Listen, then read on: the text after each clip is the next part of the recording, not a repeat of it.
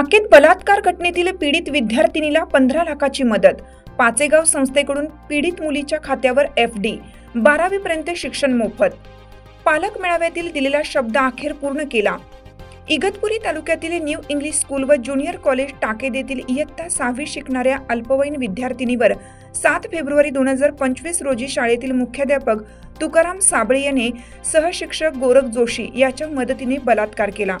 त्यानंतर सदर घटनेनंतर शाळेत गाव परिसरातील पालक ग्रामस्थांकडून मोठा उद्रेक बघायला मिळाला।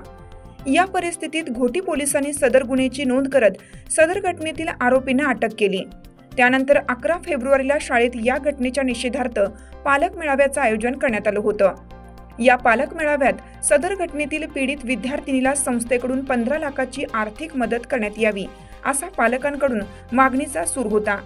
या मागणीचा संस्था चालकांनी स्वीकार करत सदर पीडित मुलीला 15 लाखाची मदत करण्यात येईल असं आश्वासन भर पालक मेळाव्यात भारत सर्व सेवा संघ संस्थेचे संस्थाचालक राजेंद्र नलगे यांनी दिला होता। अखेर 1.5 महिन्याच्या कालावधीनंतर गुरुवार दिनांक 19 मार्च रोजी संस्थेकडून जबाबदारीने सदर पीडित मुलीच्या खात्यावर 15 लाखाची एफडी करण्यात आली। जोपर्यंत सदर पीडित मुलगी सज्ञान होत नाही तोपर्यंत सदर रक्कम ही तिच्या बँक खात्यावर एफडी स्वरूपात राहणार आहे।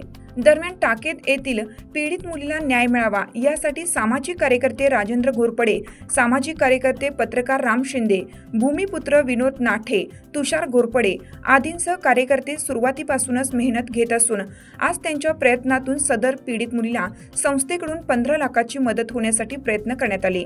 दरम्यान या घटनेनंतर संस्थेने देखील या शाळेकडे चांगले लक्ष दिले असून शाळेतील पोषण आहार, पिण्याचे पाणी, सीसीटीव्ही कॅमेरा, किचन शेड आदींसह शाळेतील विद्यार्थ्यांना आवश्यक असणाऱ्या सोयी सुविधा, प्रगतीपथावर असणाऱ्या सुखसुविधांच्या हालचालींना सध्या वेग आला आहे। सदर पीडित मुलीला 15 लाखाची मदत करण्यासाठी भारत सर्व सेवा संघ संचलित संस्थेचे संस्थाचालक राजेंद्र नलगे, सचिव प्रकाश जाधव, संचालिका अलका पाटील, JM कलापुरे, RD जंगले, A तुवर आदींसह प्रभारी प्राचार्य संजय पाटील आदी प्रयत्नशील राहिले।